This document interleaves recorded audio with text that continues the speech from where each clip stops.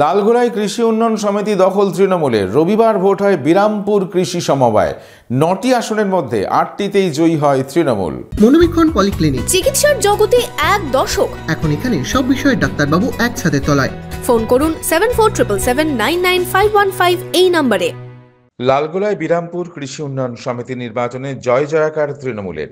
৯টি আসনের মধ্যে ৮টিতেই জয়ী তৃণমূল প্রার্থী। একটি আসনে জয়ী হয়েছে বাম কংগ্রেস সমর্থিত জোট প্রার্থী। রবিবার সমবায়ের ভোট ঘিরে সকাল থেকেই ভোট গ্রহণ কেন্দ্রে ছিল কড়া নিরাপত্তা।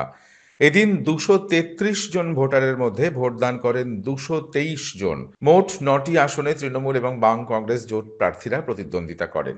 এর মধ্যে ৮টি আসনে জয়ী তৃণমূল প্রার্থীরা, একটি আসনে জয়ী হয় জোট প্রার্থী। এদিন ভোটের ফল ঘোষণার পর আবির খেলা এবং উচ্ছ্বাসে মাতেন তৃণমূল নেতৃত্ব।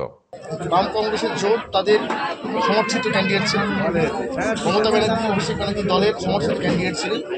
আজকের দিনে দাঁড়িয়ে দেওয়ানসারা মানুষ এই কোঅপারেটিভ সোসাইটির মেম্বাররা মমতা ব্যানার্জি অভিষেক ব্যানার্জি দলের সমর্থিত ক্যান্ডিডেটদের উপর ভরসা রেখেছেন এবং ৮-১ ব্যবধানে তৃণমূল কংগ্রেসের সমর্থিত ক্যান্ডিডেটরা এগিয়ে আছে, জিতেছে না, জয়যুক্ত হয়েছে।